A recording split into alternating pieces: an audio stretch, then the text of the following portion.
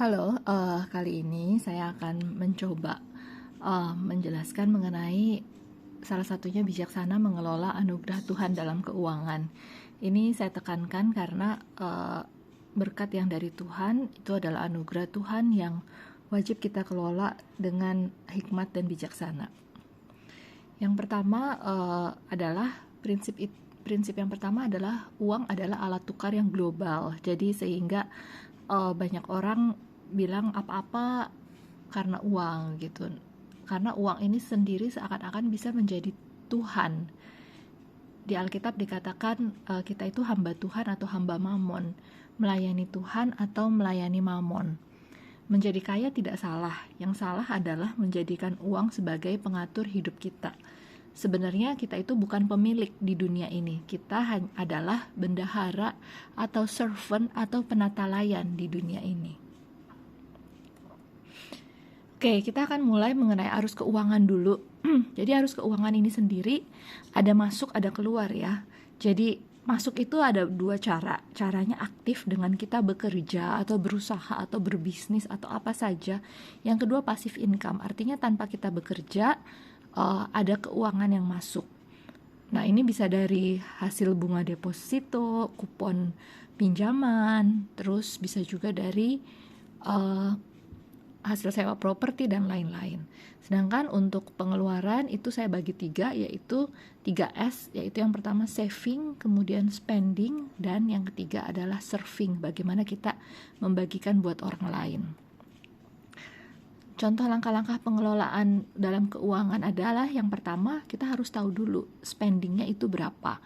Pastikan yang harus kita penuhi adalah kebutuhan primer. Kebutuhan primer itu adalah kita tidak bisa hidup kalau kita tidak punya itu, atau survival needs, atau kesulitan hidup kalau tanpa itu. Contohnya yang pasti kita harus punya makan setiap hari, kita harus punya pakaian setiap hari, kita mesti punya tempat berteduh yang layak. Nah, papan ini rumah bisa apakah langsung beli ataukah kita menyewa dulu, atau kalau yang masih sama orang tua, dana untuk papannya disisihin dulu, bukan dipakai untuk belanja atau senang-senang. Kemudian zaman sekarang transportasi ya, untuk ke tempat kerja dan lain-lain. Telekomunikasi zaman dulu tuh dunia berubah ya. Zaman dulu tuh yang namanya televisi apa itu jadi tempat hiburan aja, jadi sekunder. Tapi sekarang yang namanya kuota handphone, kemudian televisi itu itu sangat termasuk kesehatan dan pendidikan, itu menjadi sesuatu yang primer. Kenapa?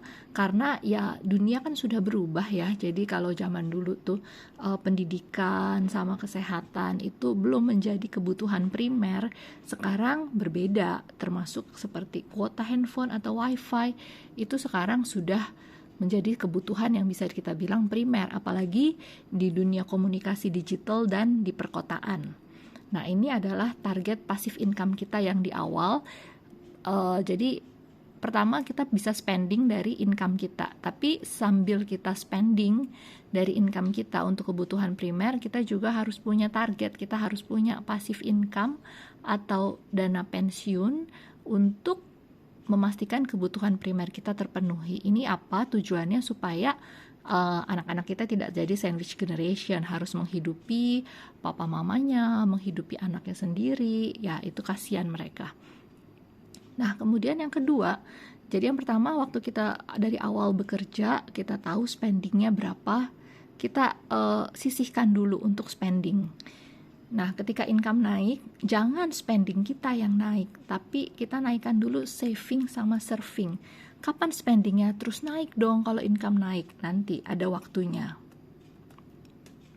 Oke, nah dalam saving awal ini kita yang pertama-tama adalah kita siapkan dulu dana darurat. Dana darurat itu tujuannya apa? Tujuannya karena di dunia ini serba tidak tentu. Jadi untuk jaga-jaga kalau ada kebutuhan darurat, misalnya sakit kalau belum ada dana asuransi, atau rumah bocor, atau renovasi, atau ban mungkin rusak kena paku atau kena apa. Jadi sebenarnya dana darurat itu dibutuhkan untuk kejadian tidak terduga atau tiba-tiba berhenti kerja dan lain-lain. Untuk single diharapkan 3 bulan pengeluaran, sedangkan untuk berdua 6 bulan, kalau punya anak diharapkan bisa sampai 12 kali pengeluaran.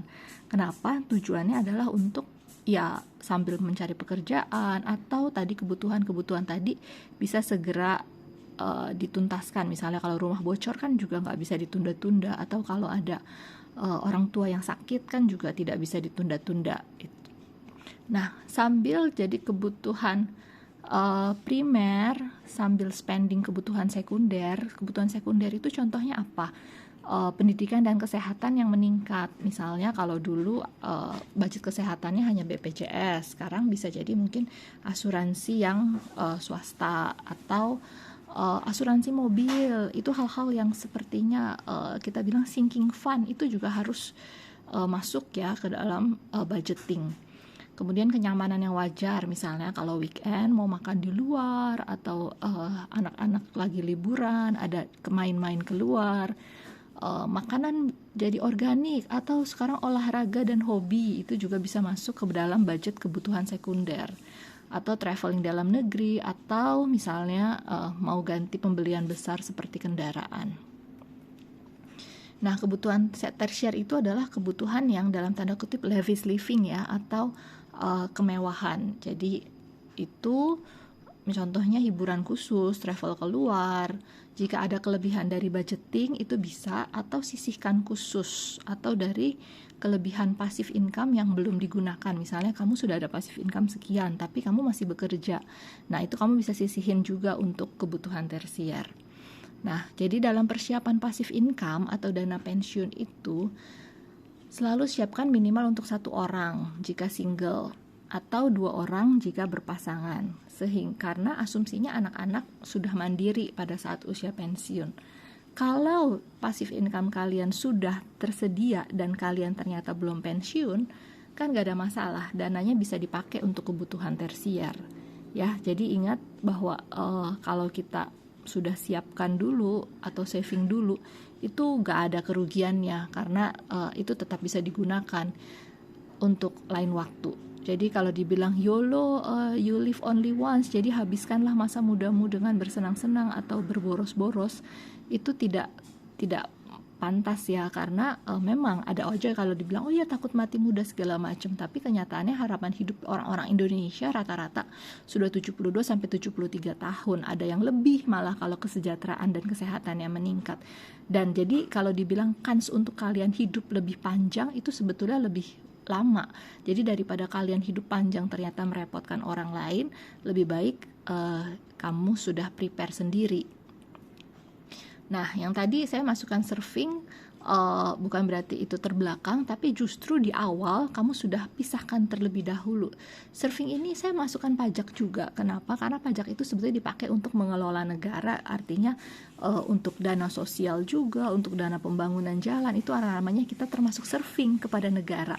Jadi saya mau kita juga berpikiran positif, jangan cuma mikir bahwa pajak kita dibuang-buang atau apa yang kita kerjakan terus tidak mendapatkan hasilnya, tapi itu adalah part dari serving kita, selain ibadah, persepuluhan, kemudian orang tua, dan juga kita juga dalam tanda kutip punya hutang kepada orang-orang yang unprivileged, karena kalau Tuhan memberikan kamu lebih, berarti Tuhan ada bagiannya mereka juga di situ.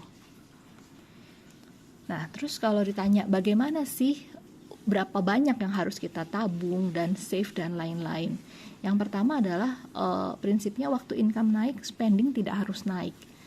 Justru saving dan serving yang harus kita naikkan. Terus kapan spendingnya naik dong? Masa kita segini-segini aja? Spendingnya akan naik dengan passive income kamu yang meningkat. Jadi kamu bisa naikkan spending kamu kalau kamu lihat savingnya sudah meningkat. Kalau saya jujur, saya terbiasa dari muda saya berusaha untuk mengentertain diri saya hanya menggunakan dana passive income. Jadi dana passive income saya pertama-tama digunakan untuk dana itu dulu.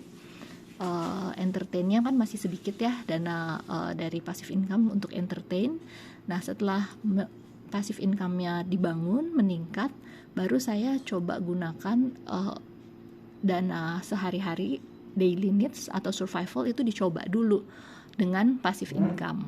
Nah, lama-lama passive income-nya meningkat, kamu juga kan bisa pakai dana sehari-hari plus naik ke kebutuhan sekunder. Misalnya ya passive income-nya tadinya cuma cukup untuk survival needs, ternyata sudah naik juga untuk survival needs dan kebutuhan sekunder. Nah, kamu udah bisa naikin lagi, kamu punya spending ke arah tersier. Jadi itu yang perubahan-perubahan yang akan terjadi seiring dengan berjalannya waktu.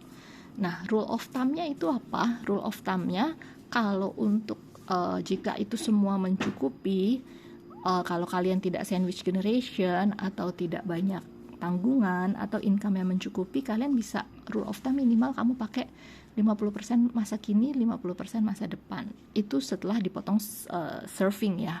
Jadi biasa saya selalu potong surfing dulu, baru sesudah itu 50% masa kini, 50% masa depan. Itu minimal kalau kalian baru mulai misalnya bekerja. Atau bisa juga kamu masa kininya itu masuk ke spending kan. Jadi sebenarnya 50 ini masuk spending, ini masuk ke saving. Tapi kalau misalnya ternyata saya masa kininya sebetulnya spendingnya dikit karena saya masih di rumah orang tua segala macam, ya kamu bisa tingkatin, kamu punya saving. Lama-lama kamu akan terbiasa menggunakan passive income kamu dan tidak menggunakan kamu punya active income untuk dipakai. Itu lama-lama kebiasaan. Jadi ilmu finansial adalah 10% teori, 90% itu adalah habit yang kamu biasakan. Nah, experience-nya misalnya kalau dalam keluarga saya tuh kita double income, saya sama suami misalnya, kita lebih cepat tercapai financial freedom. Misalnya satu income untuk daily needs dan saving, income yang kedua buat saving. Nah, kalau income-nya cuma satu gimana? Ya naikkan income atau batasi spending. Tapi spending kan kita tetap ada batasnya kan. Kita tidak bisa mengurangi spending kita di bawah survival needs. Jadi kalau satu income ya caranya adalah naikkan income. Naikkan income caranya gimana? Antara kamu ningkatin active income atau kamu ningkatin passive income kamu. Nah, jadi kalau di mana untuk simpannya, kalau saya sekarang di usia sudah lebih dari 40, kita carinya yang aman, liquid, cukup lah untuk melawan inflasi dan resiko rendah. Kalau kamu masih 20 tahunan, masih banyak kesempatan untuk mengembalikan dalam tanda kutip kemungkinan kehilangan, mungkin bisa high risk high gain. Tapi kalau high risk high gain pun saya sarankan tidak lebih dari misalnya 10%. Walaupun kamu bisa mengembalikannya di dalam long term ya, tapi kan kita tentunya berharap kalau bisa sesuatu yang low risk tapi high gain gitu. Jadi tapi ada banyak juga yang high risk high gain. Cuma nah ini kalian harus pelajari sungguh-sungguh supaya tidak kebablasan. Nah, kalau 30 tahun ya profil resikonya masukkan ke yang medium. 40 tahun sudah harus resiko yang rendah. Nah, ini semua disesuaikan sama profil diri, kemampuan menganalisa, dan kemampuan eksekusi. Biasanya eksekusinya itu kita cobain dulu kecil-kecil. Oh, ternyata gagal, gak cocok, ya udah jangan dilanjutin. Jadi misalnya kamu ambil resiko, misalnya saya pernah coba untuk masuk ke saham. Resiko seberapa besar dengan kemampuan saya mengembalikan. Misalnya saya nggak berani kehilangan lebih dari berapa juta, atau saya nggak berani kehilangan lebih dari, ya kamu masuknya sesuai dengan kemampuan mengembalikannya dari kamu juga gitu. Kalau saya merasa saya nggak apa-apa masukin segini, saya bisa mengembalikan itu dengan kerja saya hanya dalam waktu beberapa hari, ya udah go on. Tapi ternyata saya sayang nih dengan kerja saya kalau kehilangan, ya itu kan resikonya berbeda-beda. Jadi kita sendiri pernah coba di properti, reksadana, asuransi, saham. Jadi sekarang kita coba masuk ke obligasi negara, deposito, dan yang pasti diversifikasi ke dalam beberapa ini. Jadi untuk kesimpulannya adalah uang itu berkaitan dengan emosi dan pengendalian diri. Ada faktor keinginan, nafsu, keserakahan, iri hati yang harus dikuasai. Nah, ini adalah anugerah Tuhan yang harus dikelola untuk kebaikan bersama dan sesuai kehendak Tuhan. Hikmat dan kebijaksanaan itu juga diperlukan. Terima kasih, semoga menolong untuk kita semua. God bless you.